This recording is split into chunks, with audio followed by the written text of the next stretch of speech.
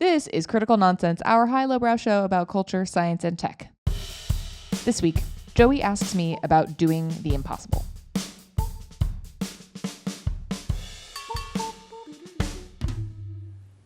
Woo! I'm so fancy. This is what Joey sounds like, who does not have the range. And this is what an executive producer and bon vivant Jess Vander sounds like. Hi, this is Jess. You're bonning and you're vivanting. Vivanting? Yeah, vivanting. Small housekeeping note. We found another index and we were laughing about it before. The Baddie Performance Index, which is a video that these women made, like joke video, but calculated the math of what happens when a baddie is courtside at an NBA game and how much does a player's performance go up. And it is funny. A baddie in this instance means A bad bitch, I guess. A hot woman. it feels like the examples that they gave were like, it doesn't Rihanna. need to be, it doesn't need to be like the player's significant other. It might just be like somebody they're trying to impress. Yeah. For one reason or another. It was like Rihanna, Beyonce, Olivia Rodrigo was one, Jessica Alba was one. And then there was another unknown person where they said, it's not about the baddie being famous. It's about having that baddie aura. That's right. And so, apparently that's all it takes. But look, if you can bring the baddie aura, you can make the sports players do sports. Yeah, 1.47 baddie index aggregate performance. There you go. Some people are not swayed by the baddie index. Others heavily swayed. Apparently Kevin Durant heavily swayed by the baddie index. Waffle House index, baddie index. If you have other indexes, please share them with us because it delights us to no end. The house is clean. Great. Jess. Yeah. Question. Okay. Why do we do hard things? We love a challenge. We love to prove ourselves wrong, others wrong, especially others. We really love to prove others wrong.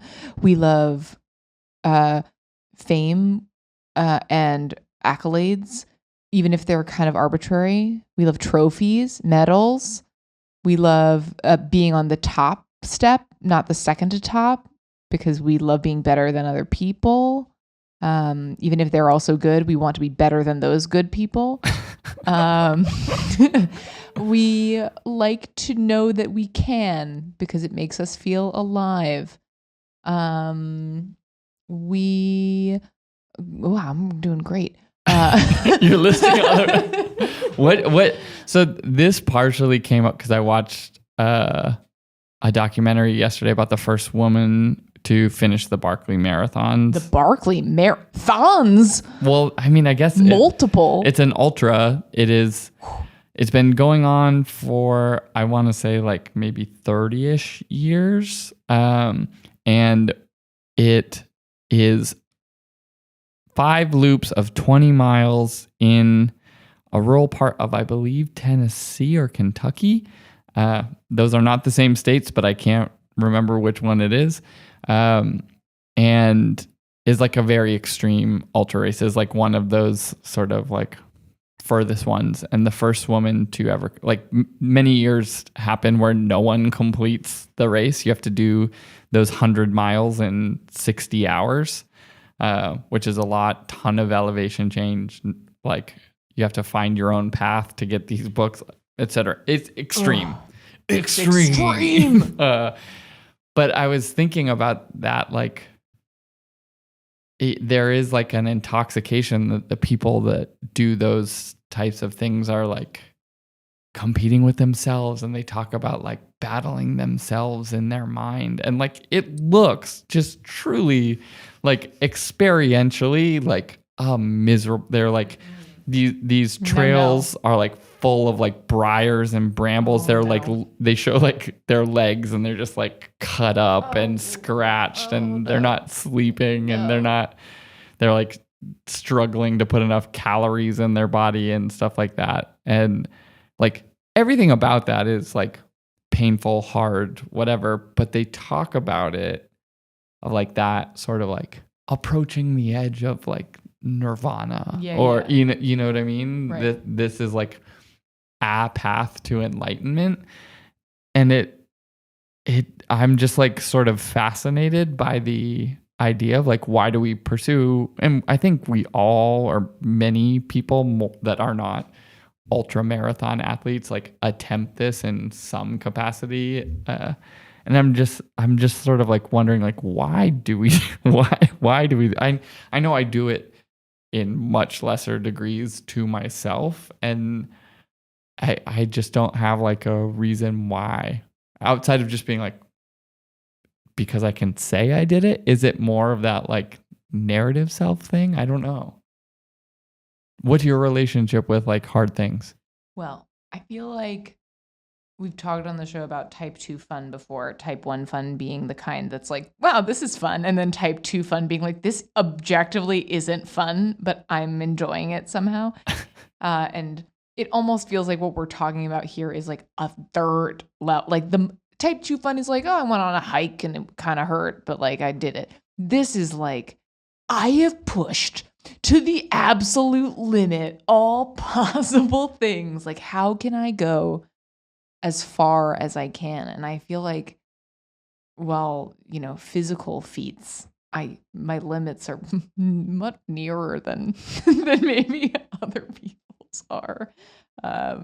But I can understand at least the idea of like this desire to want to like see what you can do and like see what's possible, especially if you're somebody with the capability, you know, like most people don't think to themselves, well, I can run 5 intrepid marathon after thon through the briars and in sleepless 60 nights. hours. Yeah, like most people don't think that. But the idea that, you know, whether in this or in a field or an industry or whatever, of like, I think I can do that. Yeah. In fact, like, I think I can break that. Like, is that not why we have the Guinness Book of World Records of people just trying to be like, okay, but I think I can grow the longest fingernails.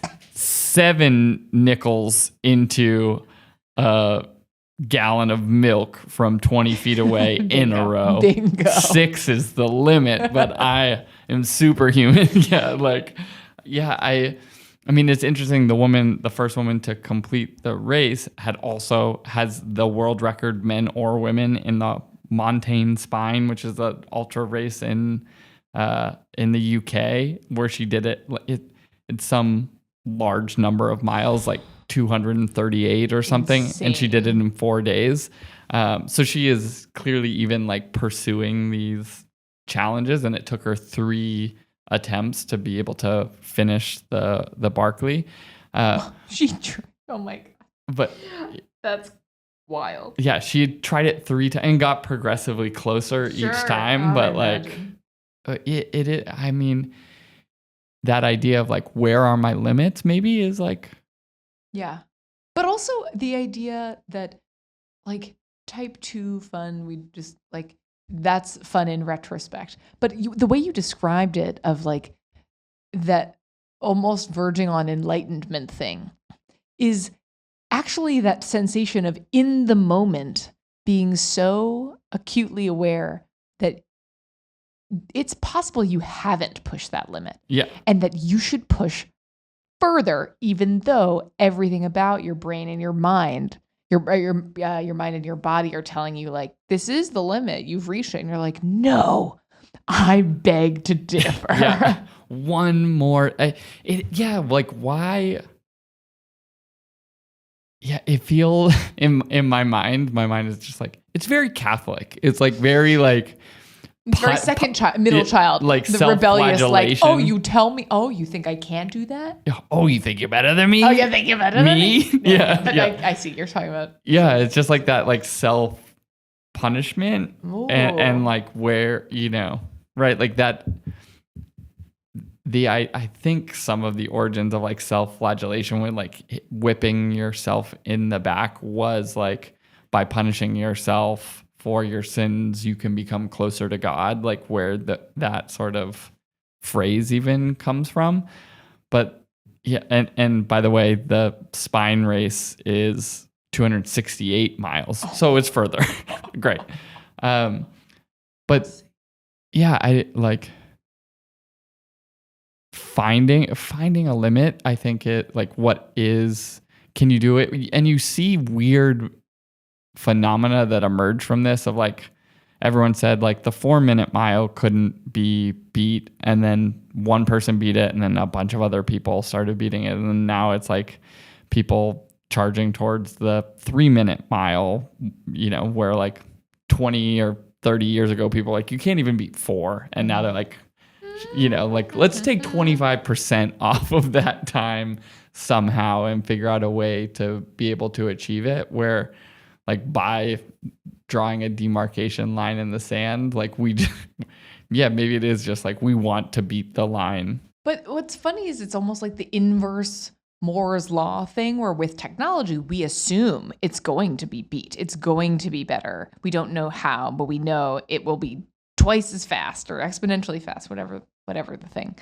Versus this, where it's like, well, that's the best it'll ever be. Oh, and like there's genuine surprise every time when we are able to best previous things, because unlike technology, we are still people, and it's like, so how is that happening? Well, it like they were talking about in the documentary, the guy who started the race was saying like, when she got to the 4th lap, like if you're just looking at it, he was saying mathematically, he's like, if you're looking at it mathematically, she shouldn't have been able to finish the race. Like it just didn't make sense based on how each loop was extending a little bit in time, how much time she had left, how exhausted she was at that point. And the last like 4 hours of the race, she was going to have to beat the time on that leg of the race that she had on the first leg of the race. So like, like almost 100 miles later and not sleeping for 60 hours, she somehow like mentally pushed herself. Right. She wasn't even drinking because she was like just the stopping to take a sip. I was worried. I was worried that like just turning my head down to like sip from the water bottles on her like pack, that was going to like shave off seconds. And she didn't. I mean, she finished the race with like 1:30 left. And so she was just like, I can't even do that. And somehow still beat the time. Like, I don't know. I mean, but that's the thing. It's like the rule of dessert stomach, of course. As you would know. Yeah. It's like you think you're full, and then it's like, yeah, but there's always dessert stomach, because that's a separate stomach where there's room for dessert. Yeah. You got sugar? Yeah, I'll have some of that. I'll find space in my mind's eye so I can have that. It's like that. It's like, what if you can't? But again, most people cannot do it. It was interesting too how she was talking about it, and like within the context of like do hard things, how we leverage doing physically hard things as a means to prepare ourselves to do potentially like metaphysically hard things or sort of emotionally hard things. She was saying like, she talks so much about the role of like her confidence in herself at different, and like how that undulated either from the first time she did it to the second time to going into the final race to like, coming down for that like last leg, and the idea that like, oh, well, if I've done that, then anything else is easier. That type of idea, like that by doing something that is hard, that you are sort of making a deposit that will make many other things easier. Mm-hmm. And I don't know if that's sort of the calculus that someone goes through like consciously necessarily, or if it's like you did one hard thing and you experience that sort of boost of confidence, and then that becomes addictive. Like, well, I could do a little bit more and a little bit more and a little bit more. So like everyday things become, Totally. not scary or Totally. whatever. My mom has told me many times how proud she is that she birthed me naturally. And it's like, she was like, I am amazing. Like I if I can do that, like what can't I do? And Yeah. I feel like that idea of like setting your own personal bar of that maybe, it sort of can blur lines, but like one's own confidence. Yeah. That it's like, I am amazing. Look what I've done. There is nothing that will ever be as hard as that woman doing that thing. Yeah. But probably for her, I hope for her. And so that, right, wherever she can take that with her. Yeah. Wonderful. There are like the more we're talking about it, the more I'm thinking of silly moments also where I've encountered, like, I think there are serious moments where I'm like, I did that. I can't believe I did. Like, that's amazing, whatever. But then there are silly moments. Like I got a stump to play the game Stump, like with friends when we were out, and they're like, you want to take this back to the city? You have little access to stumps. I was like, sure. Like I'll need this. A black walnut stump. And my friend Brandon was like, oh, you can put it in my backyard. We'll play back here. And I was like, okay, I'll ride it over on my bike. So I put it in a back, as at least a 70-pound stump. And I was like 2 blocks from his house. And I was like, I'm not going to make it. Like I tried, we got close. This is it. I'll leave it here. I'm just going to leave this stump and backpack here on the side of the road in Brooklyn. And then, ultimately I did it. And I was like, I made it. I rode 5 miles with a 70-pound stump on my back or something. And I was like, look what I can do. I got that boost of confidence from such a dumb thing that in hindsight, why didn't I just take a car or exactly. anything else? But no. Yeah. Or just you also achieved your goal. You set out to do something they said that you could never do. It's like they said Joey could never ride that stump over to his friend's house. But what they didn't know was that he had the power of 2 extra blocks in him. I could get those 2 extra blocks. It's like a documentary about she ran the Barkley Marathon for the first time, and it was like Joey rode a stump across Brooklyn. Wow. I'm doing a retrospective. There's an actor doing a reenactment of someone falling over on a bike with a stump on their back. They're both the same. I mean, but moving yourself. One time I had to move 3 people by myself. And I was like, how am I ever? And you just start 5-flight, walk what about up. The people who needed to be moved. They were not helpful. They weren't moving anything. And so I was just moving it. But I'm like, I remember the first thing I picked up, I was like, this is going to be so much stuff. And it's going to take so long. It was 5-flight walk, and you just keep doing it. At the end of it, you're like, I'm so tired, but all that shit's in a U-Haul. Boom! Look at me go. Yeah, these are the hard things. These are the hard things. Moving by yourself, riding a stump. Maybe I need to find some harder things. Yeah, that's what they tend to do. Set a new harder thing, or sit. This can be my midlife crisis. There it is. Wow. That's it. I'm not going to do the Barkley Marathons. There's no chance. I think I found it was only 20 people have ever finished it. You have to check me out this, but I was looking it up and it seems as though. How many Barkley Marathon finishers are there? Only 20 people. There it is. As of, in 2024, 5 people finished. But then last year, I think no one even completed a fun run, or maybe only 1 or 2 people complete a fun run, which is 3 loops, which obviously is a joke because it's not fun. Wow. But there are multiple I've seen multiple documentaries about it. All right, Jess, you want to take us to our difficulty corner? Heroic, legendary. What level of difficulty is this corner? Apparently nearly impossible, because that's what we should be doing if we're really thinking something's hard. It's actually really funny if you look up Barkley Marathon. One of the things that Google pulls up is like difficulty level. And it's like, well, it's notoriously nearly impossible. But that's the kicker, Joey. The hard things are the things that are nearly impossible. Because what if we are the ones who can possible it?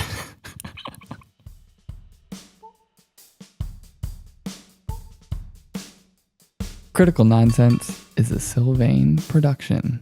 Brought to you by... And I ran so far away. So far that I barely made it. As always, we'd like to thank our executive producer and ultra runner, Jess Vander. Medium runner, but thank you. We'd also like to thank sound engineer and achiever of impossible feats, Alex Contel. And we'd like to thank our programming coordinator and ultra ice creamer, Les Jacobs.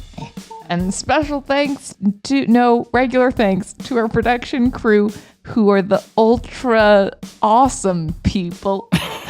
Sarah Gilbert, Norm Estridge, Chrissy Jensen, Amanda Medina, and Amy Waters.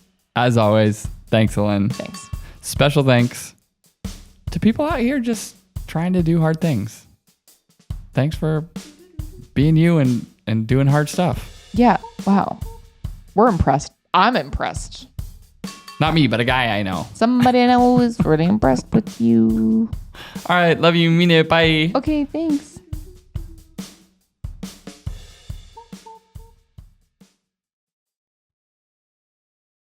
Anything is possible.